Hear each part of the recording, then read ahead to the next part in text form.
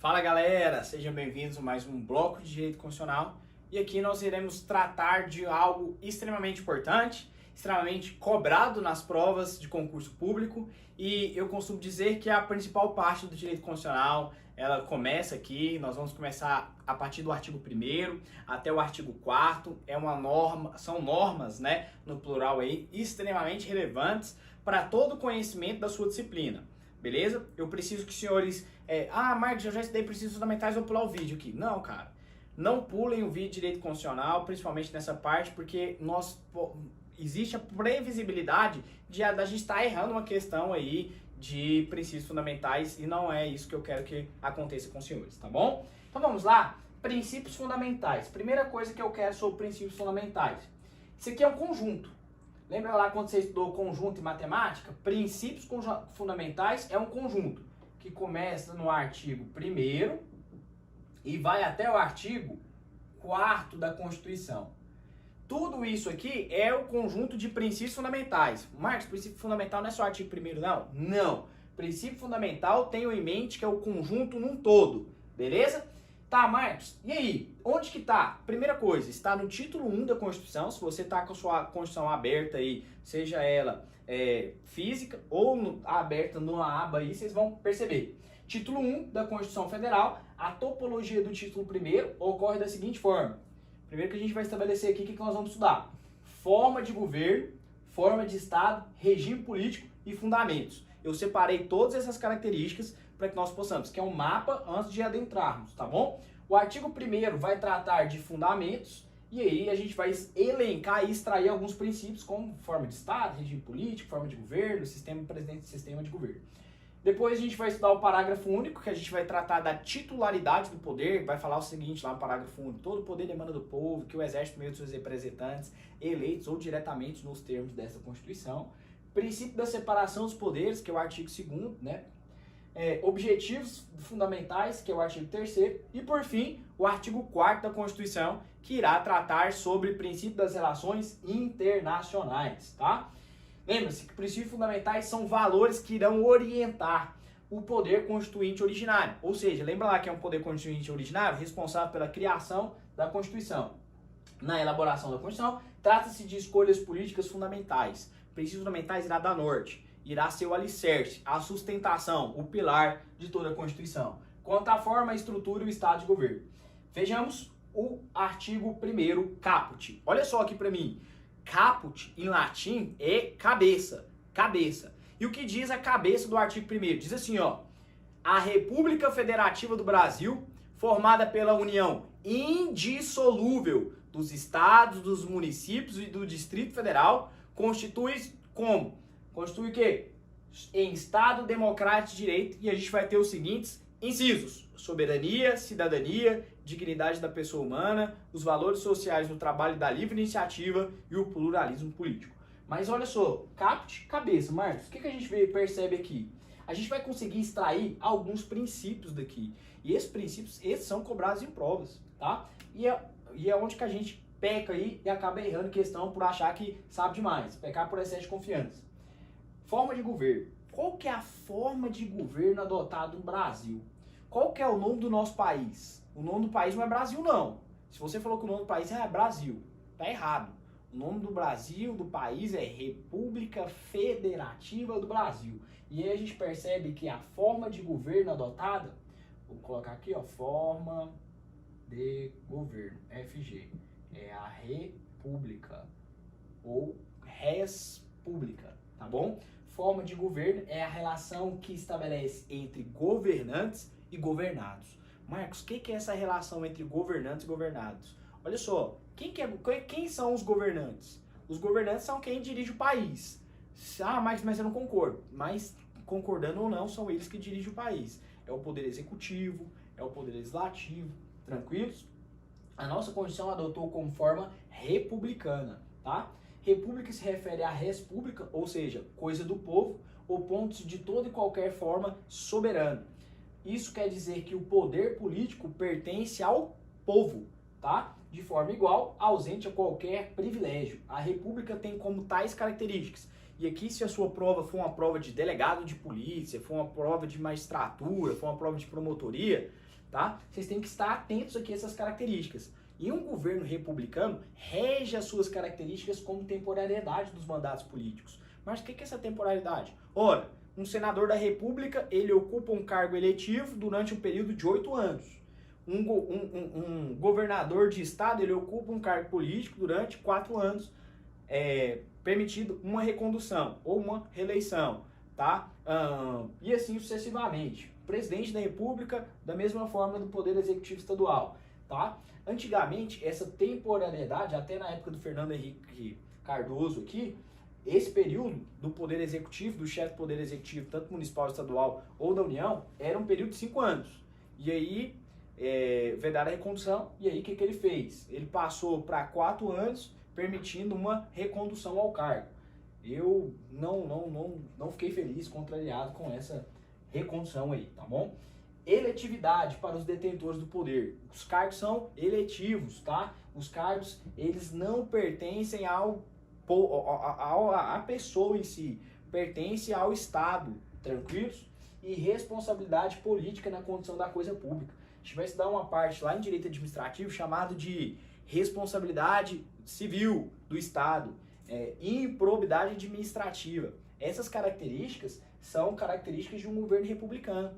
O agente público que comete determinada infração, ele irá responder, seja por qual for a penalidade. Tranquilos? Então, característica aí de responsabilidade política na condução da coisa pública, tá? Lembra da Dilma? A Dilma cometeu um crime lá de responsabilidade fiscal e foi penalizada lá, tranquilos? Isso, característica de uma forma de um governo republicano. Beleza? Bacana? Vamos avançar então. Já sabe que forma de governo é república. Ainda falando de forma de governo republicano, a forma de republicana tem previsão legal como princípio sensível da Constituição. Não é cláusula pétrea.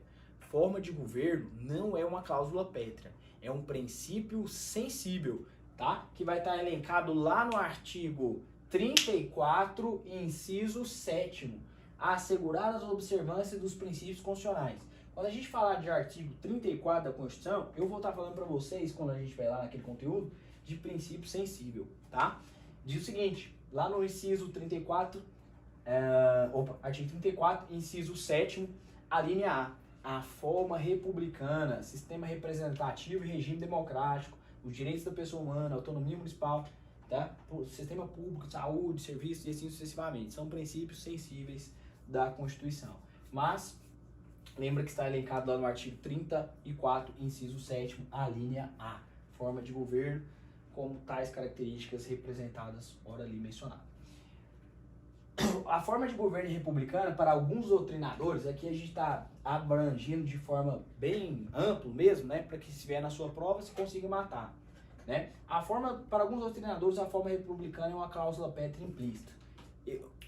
Eu não concordo que é uma cláusula pétrea implícita, mas tem doutrinadores que concordam, por sim decorrência direta do voto periódico. Lembra lá que a gente vai estudar lá no artigo 60, parágrafo 4º, das cláusulas pétreas, temporalidade dos mandatos eletivos. Aí vai falar quando nós entramos lá no estudo das cláusulas pétreas, lá que eu vou falar para vocês, que é cláusula pétrea, o núcleo sensível da Constituição, parte principal, é o cerne. Beleza? Forma de Estado. Olha só, forma de governo, FG, república. Forma de Estado é federação. Forma de Estado igual federativa. Aqui eu quero que vocês tenham atenção máxima. A forma de Estado é o modo do exercício do poder político, como se repartem as competências. Então, olha só, o nome do país é República Federativa, ou seja, como que vai redistribuir essas competências do Brasil dentro de um Estado soberano. Ela pode ser tanto unilateral ou pode ser federal. Quando ela é unitário, forma singular, concentração. Olha só, a gente tem um movimento aqui de concentração do poder político na mão de um só ente. O Brasil, vocês acham que o poder político é concentrado na mão de um só ente? Quando estou falando ente aqui, estou falando ente, União, Estado, Município, DF. Não. Há a figura de uma descentralização, uma repartição de competências. Federal aqui, né, forma plural de divisão do poder político de mais de um ente. esse é o que o Brasil adota. E a gente vai entender qual que é o movimento, se é centrífugo, se é centrípeta, se é de dentro para fora, se é de fora para dentro, tranquilos? Conjugando o artigo 1º e o artigo 18, portanto, temos que a República Federativa do Brasil é soberana, sendo constituída por entidades federativas autônomas, União, Estado, Distrito Federal e municípios. Formam isso aí a administração pública direta, tá? É o medo com U no final. O artigo 18 diz o seguinte: a organização política administrativa da República Federativa do Brasil compreende a União, os estados e o DF e os municípios, todos autônomos nos termos desta Constituição.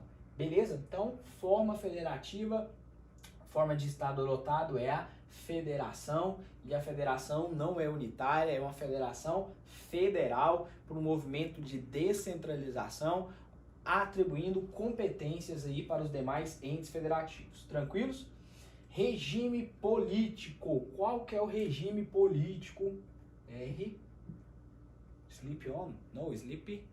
Olha só, apareceu um negócio do computador aqui, mas vocês ignoram, tá? Regime político. O regime político adotado no Brasil é a democracia. A gente vive sobre um Estado democrático de direito, tá bom? Olha só o que diz o artigo 1º da Constituição. Indica que a República Federativa... só voltando aqui, pegando um gancho antes de nós adentrarmos, a forma de Estado federativa é uma cláusula pétrea, tá? Não pode ser extinta por meio de emenda constitucional. É uma cláusula pétrea, tá? Gravem isso aí, que isso aqui é importante. Então, voltando aqui, regime político democrático indica que a Constituição da República Federativa se constitui um Estado democrático de direito, a junção das palavras Estado de Direito e Estado Democrático. Por Estado de Direito, entendemos que o Estado é limitado pela lei. Portanto, edita leis criando deveres e obrigações, e se ao mesmo tempo esse próprio Estado é limitado pelas suas leis editadas. Lembra quando nós falamos lá de constitucionalismo? Exatamente isso aqui. No regime político do Estado Democrático de Direito, há a própria limitação da atuação estatal.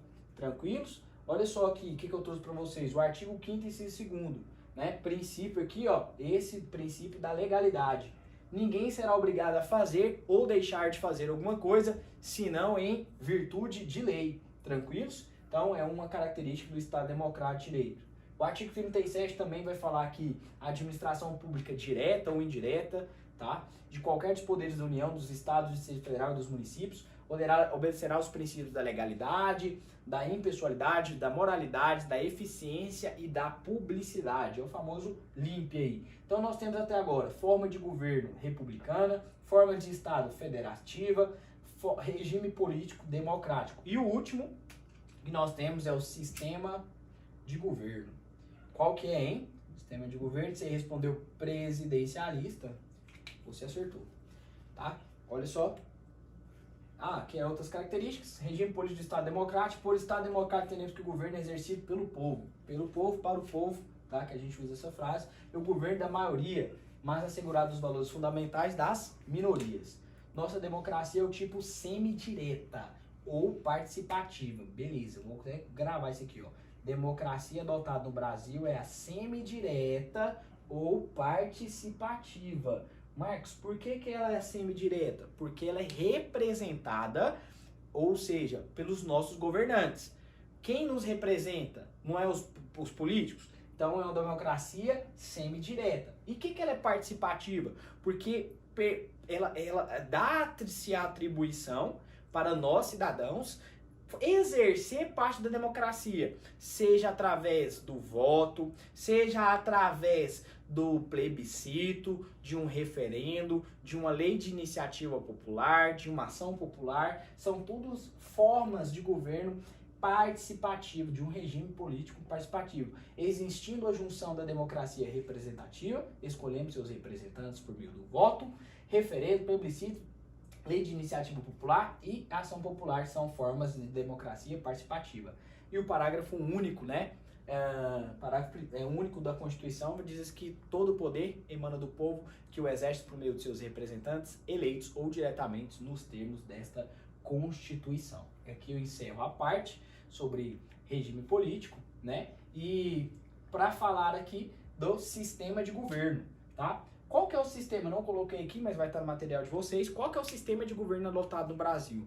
O sistema de governo adotado no Brasil é o presidencialista, na qual o presidente da República ele ocupa duas funções. Primeira função, ele ocupa a função de chefe de governo e outrora ele ocupa a função de chefe de Estado.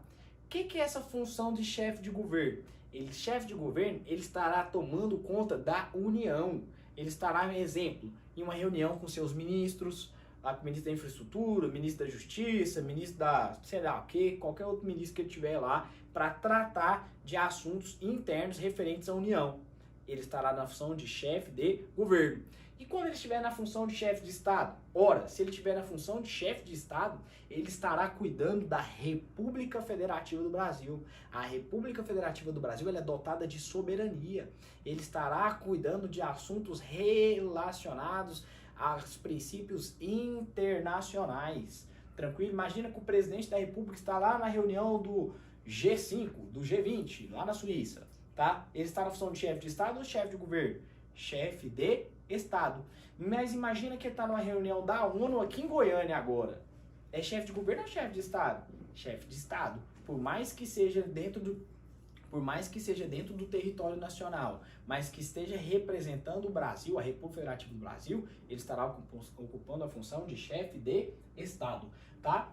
Um antônimo aí de sistema de governo seria o parlamentarismo, que o Brasil não adota. Tá? O Brasil adota o sistema presidencialista, dando duas funções principais ao presidente da República, que ocupam a função de chefe do Executivo da União por um período eletivo de 4 anos, permitindo uma recondução, adotando um sistema majoritário de eleições. Tranquilo? Não tem segredo, né? Direito constitucional é muito fácil.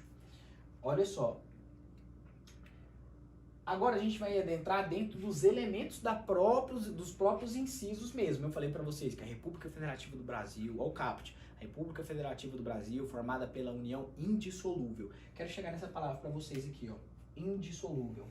Essa indissolubilidade aqui é o famoso pacto da indissolubilidade, ou seja, não é permitido um ente federativo, seja um estado, seja um município, seja um território, seja um distrito federal, se separar-se da União, se separar-se da federação. Não é permitido. Não é permitido que um estado saia da federação. Imagina só, vocês já devem ter ouvido aí que o Rio Grande do Sul, por diversas vezes, tentou fazer um movimento separatista de separação da União. Lembra disso?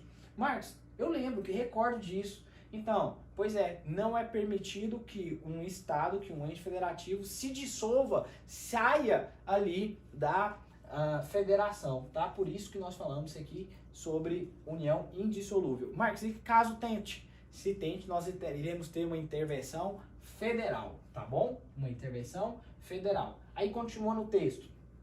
A República Federativa do Brasil, formada pela união indissolúvel dos estados, dos municípios e do Distrito Federal, constitui-se em Estado democrático de direito e tem como fundamentos. E aí são aqueles 5 incisos: soberania, cidadania, dignidade da pessoa humana, os valores sociais, trabalho da livre iniciativa e o pluralismo político. Marcos, o que é soberania? Soberania, turma, é o elemento essencial à estruturação, à formatação do Estado. A soberania é supremação tanto na ordem interna quanto na ordem externa. O que é na ordem interna? Olha só, ela é una e indivisível, inalienável e imprescritível. A República Federativa do Brasil é a soberania dos entes federativos, tanto da União, dos estados, do município e do DF. Autônomos e não soberanos. Lembra que quem tem autonomia é só quem? Só a República Federativa do Brasil. Os demais entes não têm autonomia.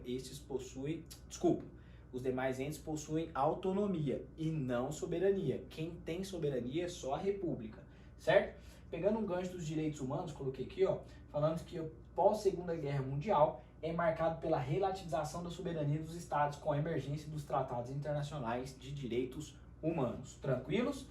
Beleza, vamos avançar aqui. Falei para vocês o que é soberania. Soberania é a capacidade do país de se autodeclarar soberano. Vamos lá. Cidadania é a titularidade dos direitos políticos, ou seja, a possibilidade de um cidadão participar da vida política de um país, votando e sendo votado.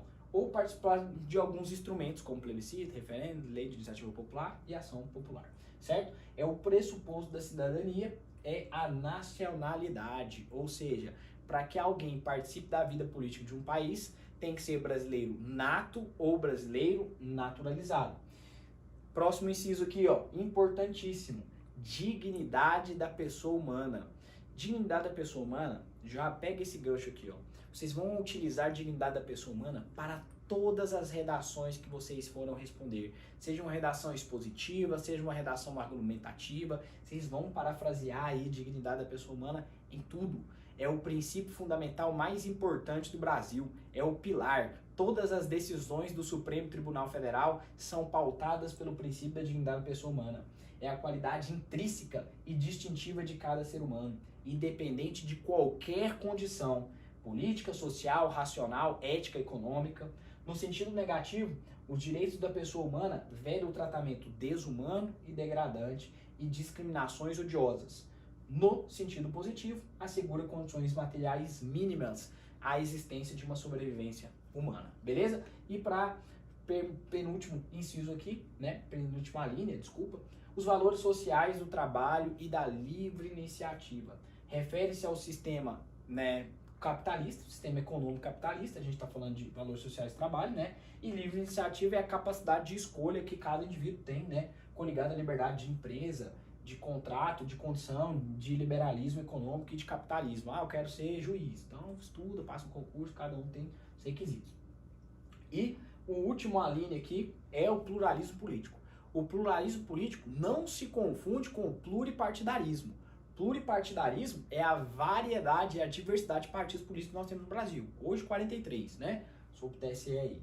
E pluralismo político é a diversidade de opiniões, de ideias, de pensamentos. Deriva do princípio democrático, tá? Pluralismo político. É a característica do pensamento liberal na sociedade. Há uma gama de liberdade, de convicções, de pensamentos, de consciência, de crença, de política, planos e projetos de vidas, todos devidamente respeitados pelo Estado e alheios às intromissões, tá? Pluralismo político é respeitado pela alteridade, a ser diferente, e apresenta-se como abertura para opções políticas também de participações de partidos políticos, né, que é a pluripartidarismo. Mas se na sua prova aparecer que pluripartidarismo é a mesma coisa, é igual, né, é sinônimo de pluralismo político, você vai marcar aqui não, tá? Um se difere do outro e na sua prova ele quer Ctrl+C, Ctrl+V ali, ipsiliteris, você vai marcar justamente isso. Ah, Marcos, como que forma isso aqui, galerinha? Tem um mnemônico, acho que tá engraçado, mas todo mundo já tá ciente desse mnemônico, né? E tem gente que erra, tá? Tem professor que erra, cuidado, hein? É o famoso so, si, di, va, plu, tá? Mas, cuidado com o restante das palavras. SO de soberania, CI de cidadania, DI de dignidade da pessoa humana, VA de valores sociais do trabalho da livre iniciativa e PLU de pluralismo político. Tranquilos, turmas? Sem mistério, tá? Com isso, eu encerro essa parte aqui, primeira da aula, né? Que nós tratamos do artigo 1º e o caput e elencamos os princípios que estavam intrinsecamente ali dentro do caput. Falamos também do parágrafo único, né? Que todo poder emana do povo, que exerce primeiro seus representantes, eleitos ou diretamente no termo dessa Constituição. Lembra-se que a nossa democracia é uma democracia semi-participativa ou mista, né? Então, beleza? Eu aguardo vocês na próxima aula. Um forte abraço, fiquem com Deus, um bom descanso a todos, até logo.